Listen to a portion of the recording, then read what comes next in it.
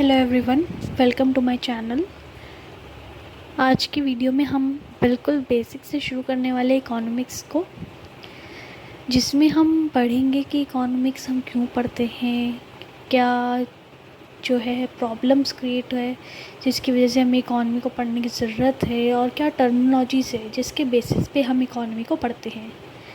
तो सबसे पहले हम स्टार्ट करेंगे बिल्कुल इंट्रोडक्शन से, जो है चैप्टर क्लास 11th का चैप्टर नंबर 1।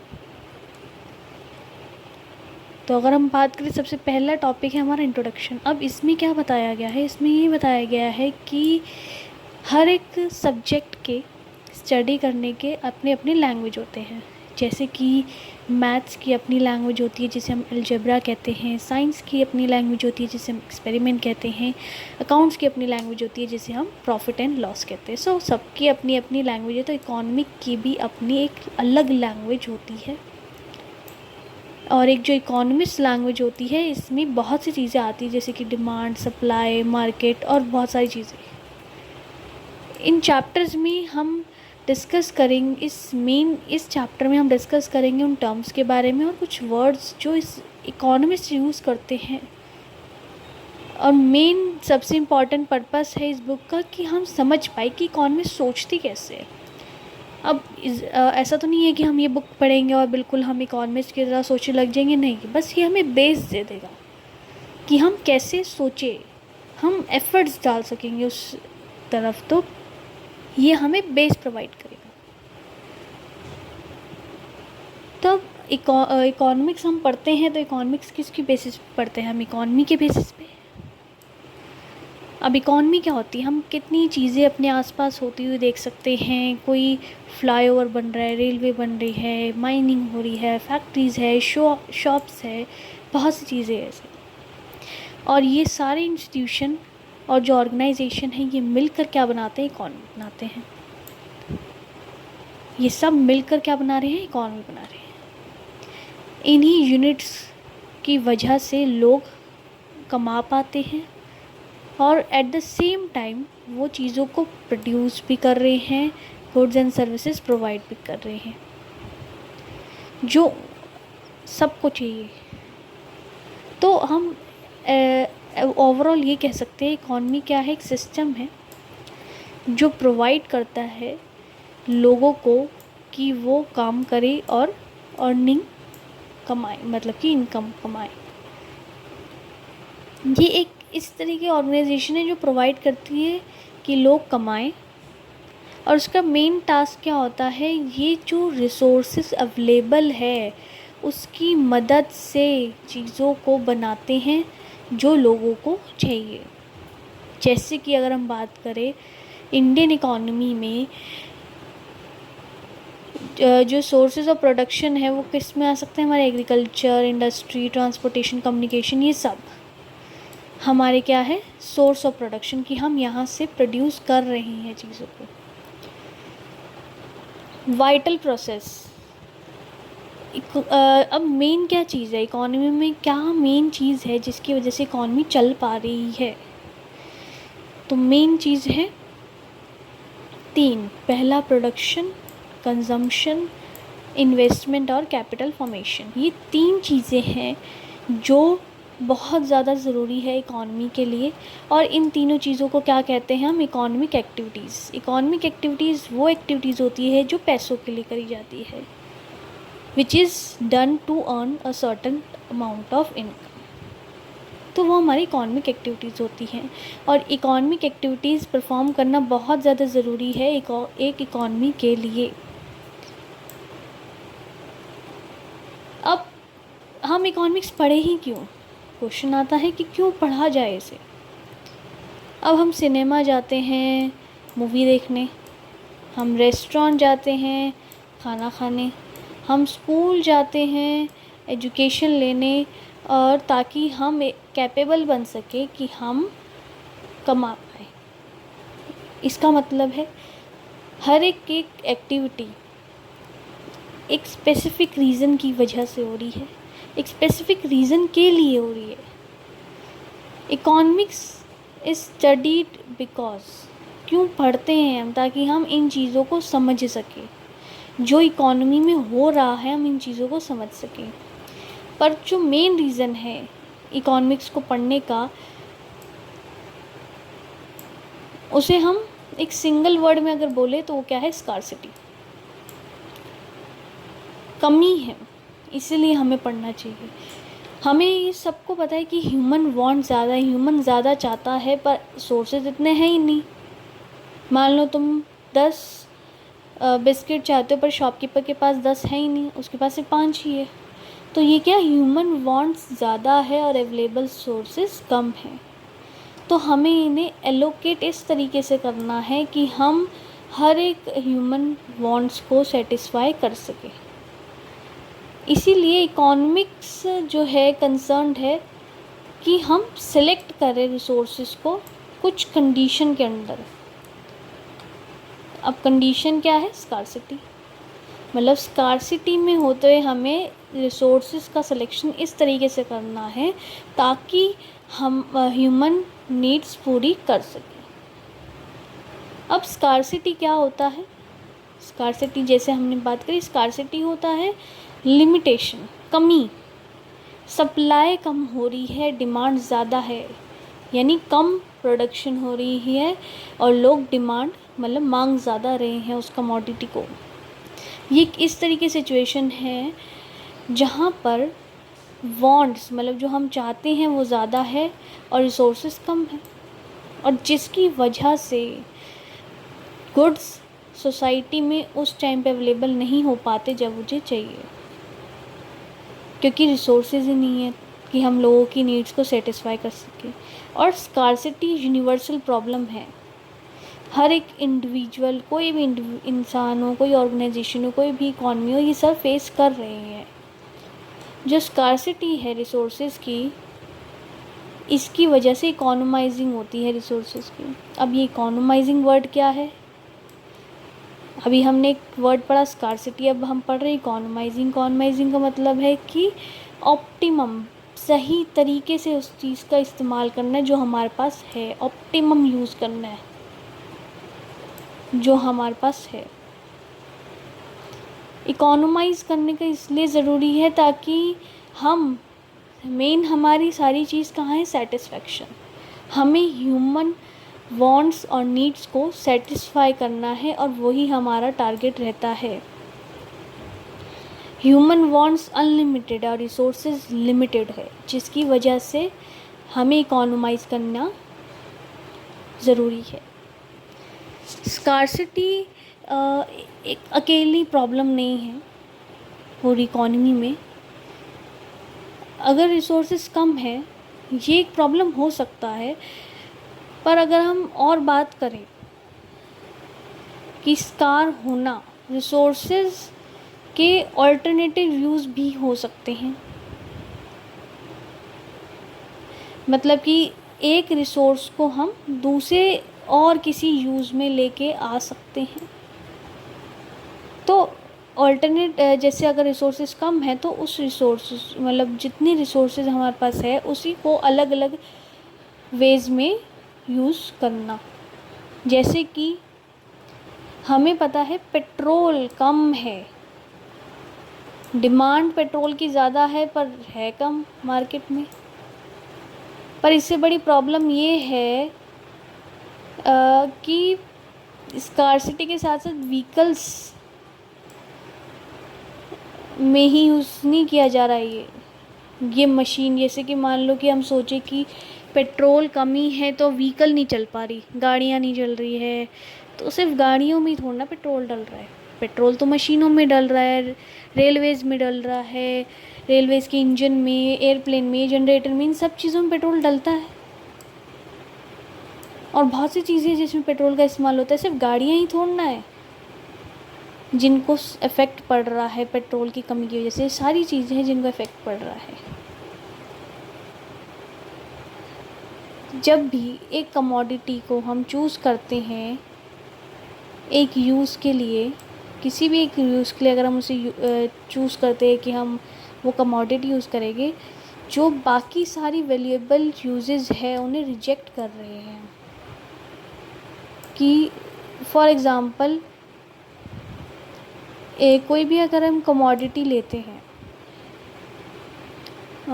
कोई कमोडिटी फॉर एग्ज़ाम्पल हम एक शीट लेते हैं। अब शीट का क्या रोल हो सकता है। एक शीट को मैंने मान लो यूज़ किया, मेरे पास दो थे, या तो मैं उस पर अपना लेटर लिख लूँ और या फिर मैं उस पर अपनी एक रिपोर्ट लिख लूँ। तो मेरे पास दो ही सिचुएशंस थी, लेटर और रिपोर्ट की, और हम बहुत और भी बना सकते हैं, पर मेरे पास रिसोर्स एक ही है, एक शीट है मेरे पास। तो अगर मान लो मैं चूज़ कर रही हूँ कि मेरे को लेटर लिखना है, प्रायोरिटी वाइज मैंने लेटर को चूज़ किया, तो मैंने बाकी सबको क्या कर दिया, रिजेक्ट कर दिया।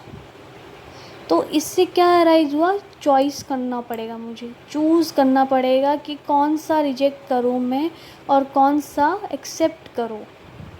क्योंकि एक शीट के कितने सारे यूजेस हो सकते हैं। मान लो कि मैंने एक बनाया कि मुझे एरोप्लेन बनाना है इसका, तो मैंने मान लो उसे एक्सेप्ट कर लिया, तो बाकी सब रिजेक्ट हो गए।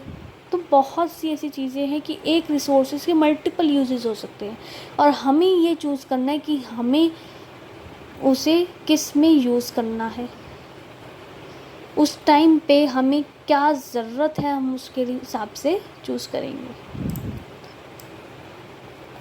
तो अभी तक हमारी दो प्रॉब्लम आगे आई।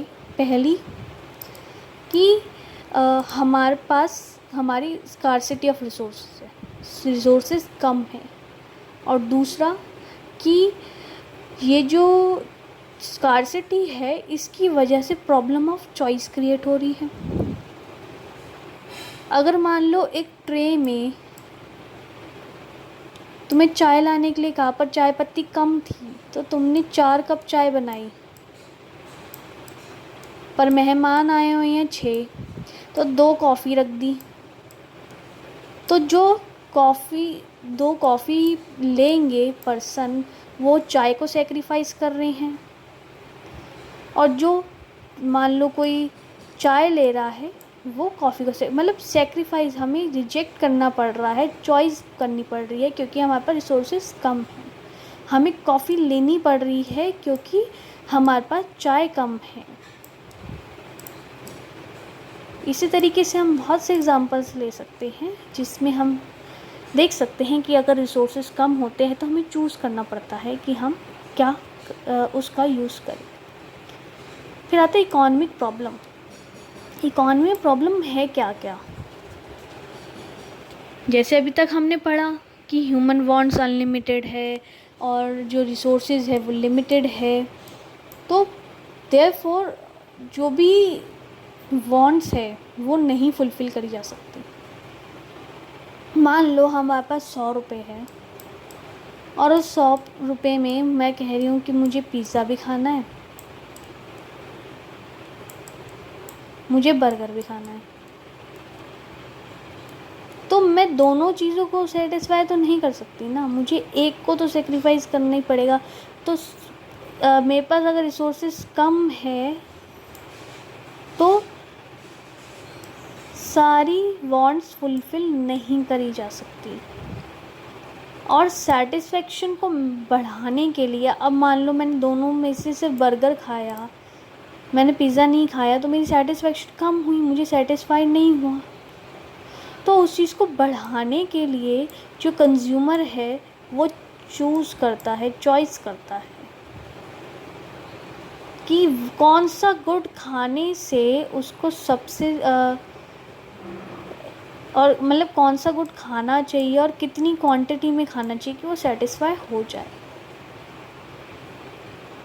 और इकोनॉमिक प्रॉब्लम क्या है, मेनली बेसिक प्रॉब्लम क्या है हमारी, प्रॉब्लम ऑफ चॉइस, कि हमें चूज़ करना है कि हमें किस चीज़ को प्रेफरेंस देनी है।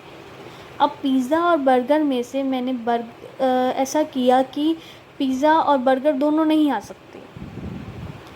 मेरे पास 100 रुपये थे, जिसमें मैं कह रही हूँ कि दोनों नहीं आ सकते, पिज़्ज़ा और बर्गर दोनों नहीं आ सकते हैं। तो मैंने क्या किया, बर्गर 2 कर लिए, मतलब 2 बर्गर को कंज्यूम कर लिया।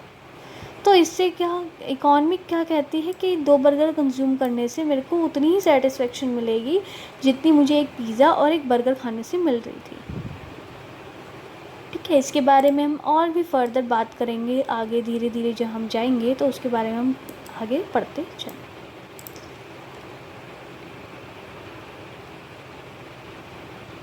अब इकोनॉमिक प्रॉब्लम क्या है? प्रॉब्लम ऑफ चॉइस जो हम बात करें, जिसमें क्या है इन्वॉल्व, क्या है कि सेटिस्फैक्शन होनी चाहिए। जो हमारी वांट्स, इतनी ज़्यादा वांट्स है, उन्हें सेटिस्फाई करना है। किससे सेटिस्फाई करना है? जो लिमिटेड रिसोर्सेज हैं, जिनके अल्टरनेटेड यूजेस है कि उसको हम कैसे भी यूज़ किया जा सकते हैं, बहुत सारे मल्टीपल यूजेस है, उसके अंदर हमें सेटिस्फैक्शन ढूंढनी है।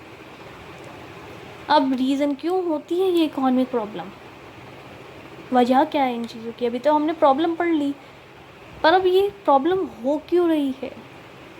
तो 3 वजहें हैं इसकी कि ये प्रॉब्लम क्यों हो रही है। पहली, स्कार्सिटी ऑफ रिसोर्सेज की कमी की वजह से जो है इकोनॉमिक प्रॉब्लम क्रिएट हो रही है, यानी प्रॉब्लम ऑफ चॉइस। रिसोर्सेज क्या? Resources like land, labour, capital, ये सारे रिसोर्सेज जो है लिमिटेड है एज़ कम्पेयर टू जो हम डिमांड कर रहे हैं। और इकॉनमी नहीं बना सकती जो लोग चाहते हैं, वो सब कुछ नहीं बना सकती।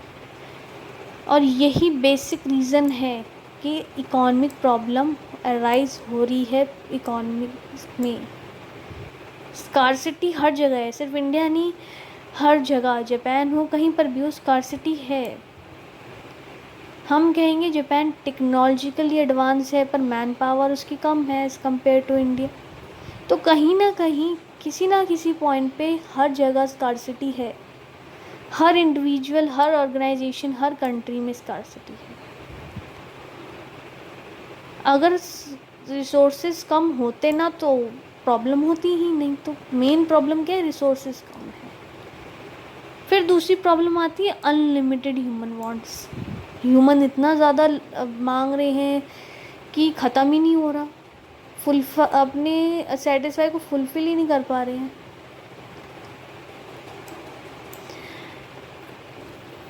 जैसे ही हम किसी चीज़ को, एक चीज़ को सेटिस्फाई करने की कोशिश करते हैं ह्यूमन की, कोई और आ जाती है।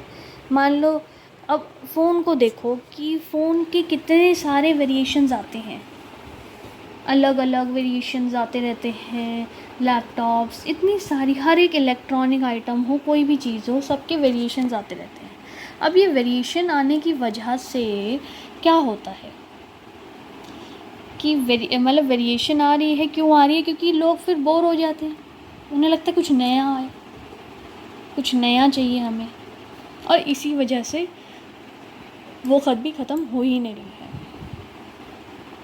वांट्स जो है वो अनलिमिटेड है एंड कीप ऑन, और बढ़ती ही जा रही है, और ये लिमिटेड रिसोर्सेज से हम फुलफ़िल नहीं कर सकते। जो ह्यूमन वांट्स है वो अलग है, उनकी प्रायोरिटीज़ के अंडर जो है अलग अलग ह्यूमन वांट्स होती है। जैसे कि अगर हम बात करें, जो सारी वांट्स है वो इक्वल नहीं होती, इक्वल इंटेंसिटी नहीं होती उस वांट की। एक इंडिविजुअल के लिए कुछ वांट्स इम्पॉर्टेंट होएगी और अर्जेंट हो सकती है एज़ कम्पेयर टू अदर। जो ह्यूमन वांट्स है, तो जो ह्यूमन वांट्स है वो क्या है? इम्पॉर्टेंट और अर्जेंट हो सकती है as compare to their priorities due to various reasons. बहुत सारे वजह हो सकती है कि वो रिसोर्सेज को एलोकेट कर रहे हैं अपने प्रेफरेंस के बेसिस पे, ताकि वो अपने आप को सेटिस्फाई कर सके। अगर सारे ह्यूमन बीइंग्स अपनी अपनी वांट्स को इक्वल इम्पॉर्टेंस देने लग जाएंगे तो इम्पॉसिबल ही हो जाएगा चॉइस में ना, कि मतलब अगर सारे ही वांट्स को इम्पॉर्टेंस दे दें, मान लो 2-3 वांट्स है, बट उसमें से अगर मैं प्रायोरिटाइज़ नहीं करूँगी, तीनों को फुलफ़िल करने की कोशिश करूँगी, तो मैं नहीं कर पाऊँगी इस चीज़ को, मेरे को प्रायोरिटी देनी पड़ेगी। मान लो इसमें अगर हम बात करें हमारा बहुत सारा काम है, फॉर एग्ज़ाम्पल कि प्रोजेक्ट बनाना है, असाइनमेंट कंप्लीट करना है, उसके बाद हमें क्वेश्चंस प्रैक्टिस करने हैं, तो ये 3 टास्क मुझे करने हैं, तो मैं प्रायोरिटाइज़ अगर नहीं करूँगी तो मैं तीनों में से कुछ भी नहीं कर पाऊँगी। तो हमें प्रायोरिटाइज़ करना पड़ेगा, इसी तरीके से वांट्स को भी, नहीं तो हम उसे फुलफ़िल नहीं कर पाएंगे, इम्पॉसिबल हो जाएगा। ऑल्टरनेटिव यूजेस अगर हम बात करें तो रिसोर्सेज जो है वो कम, सिर्फ ये नहीं कि उनकी कमी है, पर उन्हें अलग अलग यूजेस में भी डाला जा सकता है। ये नहीं, जैसे हमने पेट्रोल की बात करी, पेट्रोल सिर्फ गाड़ियों में नहीं डल रहा, पेट्रोल जो है वो इंडस्ट्रीज़ में भी इस्तेमाल हो रहा है, हमारा इंजन्स में भी इस्तेमाल हो रहा है। तो इससे क्या हो रहा है, चॉइस फिर आ जाती है कि कौन सा सबसे ज़्यादा इम्पॉर्टेंट है। फॉर एग्ज़ाम्पल अब जो एयरप्लेन्स वगैरह है उसमें जो फ्यूल इस्तेमाल हो रहा है वो उसका तो हम कोई इलाज नहीं कर सकते, उसमें तो हमें इस्तेमाल करना ही पड़ेगा। अभी तक कोई ऐसी टेक्नोलॉजी नहीं आई है जिसमें हम बिना उसे फ्यूल के उड़ा सकें, बट इतनी टेक्नोलॉजी आ चुकी है कि हम बाइक्स, स्कूटीज़ एंड कार्स को इलेक्ट्रॉनिक कर सके, और जो बसेस वगैरह है वो इलेक्ट्रॉनिक हो सके। तो हम उस पे एफर्ट्स डाल रहे हैं कि उनका इलेक्ट्रॉनिक करके बाकी जहाँ पर इस्तेमाल किया जा सकता है। In future it can be possible कि धीरे धीरे करके जो है फ्यूल जितना ज़्यादा हम उसे कम इस्तेमाल करें, क्योंकि बहुत ज़्यादा स्कार है। जैसे इन्होंने वही एग्ज़ाम्पल लिया है पेट्रोल का, जिसकी वजह से चॉइस क्रिएट होती है, और यही 3 रीज़न्स हमने पढ़े जिनकी वजह से चॉइस हो रही है: scarcity of resources, unlimited human wants and alternated use. अब रिसोर्सेज और ह्यूमन वांट्स के बीच में हम डिफरेंस देखेंगे। जो रिसोर्सेज है उसके क्या फ़ीचर होते हैं, ये कम है, इनकी सप्लाई कम है एज़ कम्पेयर टू डिमांड, इनके ऑल्टरनेट यूजेस है। और ह्यूमन वांट्स के क्या फ़ीचर्स हैं, ये अनलिमिटेड है, ख़त्म ही नहीं होते हैं, तो इन्हें कभी सेटिस्फाई नहीं करा जा सकता, और ये अपनी प्रायोरिटी के बेसिस पे अलग अलग डिफ़र करते हैं। तो आज की वीडियो में हम इधर तक ही पढ़ेंगे। नेक्स्ट वीडियो में हम मीनिंग ऑफ इकोनॉमिक्स और उसके बारे में पढ़ेंगे। सिर्फ अभी तक हमने पढ़ा कि इकोनॉमी क्या होती है, क्या प्रॉब्लम फेस करती है इकोनॉमी, और वो प्रॉब्लम क्यों फेस करती इकोनॉमी, उसके बारे में हमने पढ़ा। अच्छा लगा हो तो प्लीज़ चैनल को सब्सक्राइब करें, लाइक बटन दबाएं और कमेंट करें अपने व्यूज़ को। Thank you.